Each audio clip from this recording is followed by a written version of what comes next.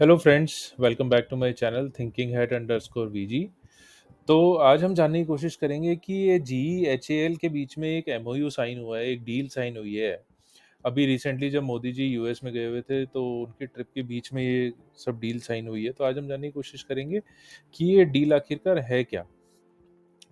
तो सबसे पहले तो मैं थोड़ा बेसिक बता देता हूँ। तो 22 जून को ये एग्रीमेंट साइन हुआ है और इसके अंदर में मेनली ये है कि जी एफ 414 एक इंजन है जिसका मैन्युफैक्चरिंग इंडिया के अंदर होगा और इसके अंदर ट्रांसफर ऑफ टेक्नोलॉजी भी है which is around 80% of the total.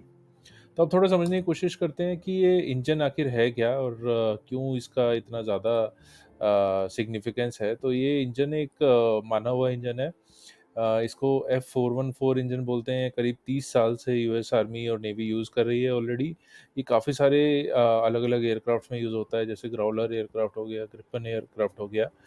और एज़ पर जी अराउंड 1600 इंजन वर्ल्ड वाइड इस टाइम यूज़ में है और बहुत सारे ऑन ऑर्डर हैं। और ये ऑन ऑर्डर इंजन कुछ 4-5 कंट्रीज़ के लिए अभी करंटली बन रहे हैं, जैसे Sweden, Australia, Kuwait, Brazil, south Korea और शायद इसमें अभी इंडिया का नाम भी ऐड हो जाएगा। तो अब गाइस जानने की कोशिश करते हैं कि आखिर इसका बेनिफिट क्या है? क्यों इंडिया इस डील के पीछे पड़ा हुआ था काफ़ी टाइम से? तो जैसा कि आप सब लोगों को मालूम ही है कि इंडिया जो है मल्टीपल मिलिट्री थ्रेट्स फेस करता है फ्रॉम चाइना एंड पाकिस्तान, जो हमारे 2 इमीडिएट नेबर्स हैं। वो एक सबसे बड़ा रीज़न है कि हमें कंटिन्यूअसली अपग्रेड करना पड़ता है। सेकंड रीज़न ये है कि हमारा जो इंजन मैन्युफैक्चरिंग है, जो इंडिया के अंदर इंजन मैन्युफैक्चरिंग है, वो अभी तक डेवलप नहीं हो पाया है। इसके अंदर बहुत ही कॉम्प्लेक्स मेटलर्जी यूज़ होती है। इंडिया ने काफ़ी टाइम से कोशिश करी कावेरी इंजन डेवलप करने के लिए तेजस के लिए, लेकिन आज तक हम नहीं कर पाए हैं क्योंकि एक-एक टेस्टिंग के लिए, एक-एक प्रोटोटाइप की टेस्टिंग के लिए हमें बार-बार रशिया के पास ही जाना पड़ता है। तो इनफैक्ट जो तेजस एयरक्राफ्ट है उसके लिए भी जो करंट इंजन यूज़ हो रहा है वो भी जीई का ही है, F404 इंजन। और दूसरी बात ये है कि अभी करीब 4 ही कंट्रीज़ हैं जो ये इंजन टेक्नोलॉजी वर्ल्ड में रखती हैं, जैसे US, UK, Russia and France. Although China is claiming कि उसके पास भी ये टेक्नोलॉजी है, बट वो बेसिकली चीप कॉपीज़ ही बनाते हैं रशियन इंजन की। तो इससे एक बहुत बड़ा बेनिफिट ये होगा कि आत्मनिर्भर और मेक इन इंडिया इनिशिएटिव्स को, कि इंडिया के अंदर इंजन मैन्युफैक्चरिंग चालू हो जाएगी। और उसके बाद में अगर हम फ्यूचर देखें, तो जी ये एक बहुत बड़ी पावर है जेट इंजन टेक्नोलॉजी को लेके। तो इसके साथ अगर हमारा टाई अप अच्छे से हो जाता है तो आगे जाके तेजस मैक 2 के लिए भी एक बहुत अच्छा इंजन इंडिया के पास आ जाएगा, जो कि इंडिया में ही मैन्युफैक्चर होगा। तो ये तो गाइस इंडिया की बात हो गई। अभी थोड़ा समझने की कोशिश करते हैं कि यूएस को इस डील से क्या फ़ायदा है। तो सबसे बड़ा तो ये कि यूएस जो है काउंटर करना चाह रहा है चाइना के राइज को वर्ल्ड वाइड। तो उसके लिए भी वो इंडिया को थोड़ा सा पुश कर रहे हैं, इंडिया को थोड़ा आगे लाने की कोशिश कर रहे हैं।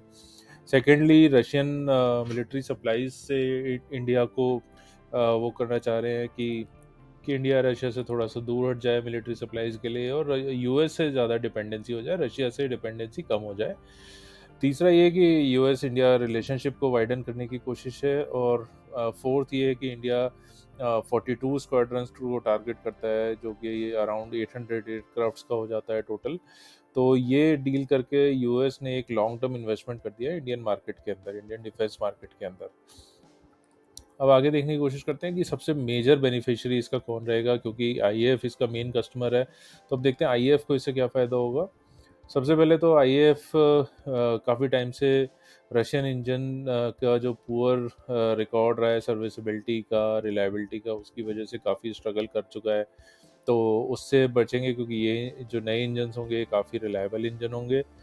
दूसरा ये कि यूक्रेन वॉर में रशियन फाइटर्स की कैपेबिलिटी लिमिटेशंस के बारे में सबको पता लग गया है। जहाँ तक मॉडर्न इलेक्ट्रॉनिक वॉरफेयर की बात है और बियॉन्ड विजुअल रेंज वॉरफेयर की बात है, वहाँ पे रशियन जेट्स काफ़ी लैग करते हैं। तीसरा ये कि अपना बालाकोट स्ट्राइक के अंदर हमें ये समझने को मिला था कि सुकोई 30 जो थे वो थोड़ा सा आउट मैच हो गए थे पाकिस्तानी F-16s के सामने, बिकॉज F-16s के पास लॉन्ग रेंज मिसाइल्स थे। ऑल्दो वो लोग ज़्यादा कुछ कर नहीं पाए, लेकिन फिर भी सुकोई 30 थोड़ा सा आउट मैच हो गए थे वहाँ पे। और फोर्थ, जैसे कि मैंने पहले भी बताया कि इंडियन एयरफोर्स काफ़ी ज़्यादा इंक्रीज़ करने के एम्स से आगे बढ़ रही है अपनी कैपेबिलिटीज़ और एयरक्राफ्ट को। तो ये डील उसमें काफ़ी हेल्प करेगा, क्योंकि तेजस 2 जो आएगा वो इस न्यू इंजन के साथ ही आएगा, जो कि ज़्यादा कैपेबल होगा। तो ओवरऑल ये इंजन एक काफ़ी पावरफुल रिलायबल इंजन रहेगा। इसमें जो ओवरहॉलिंग रिक्वायरमेंट होती है वो अराउंड 25,000 आवर्स के बाद ही होती है।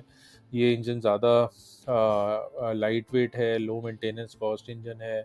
इसका जो लाइफ है वो ज़्यादा है, बिकॉज इसमें कोरोजन प्रोटेक्शन वगैरह रहता है। तो इस वजह से ये ओवरऑल एक अच्छी डील है इंडिया के लिए और इंडियन एयरफोर्स के लिए भी, जो कि आगे जाके उसको काफ़ी हेल्प करने वाला है।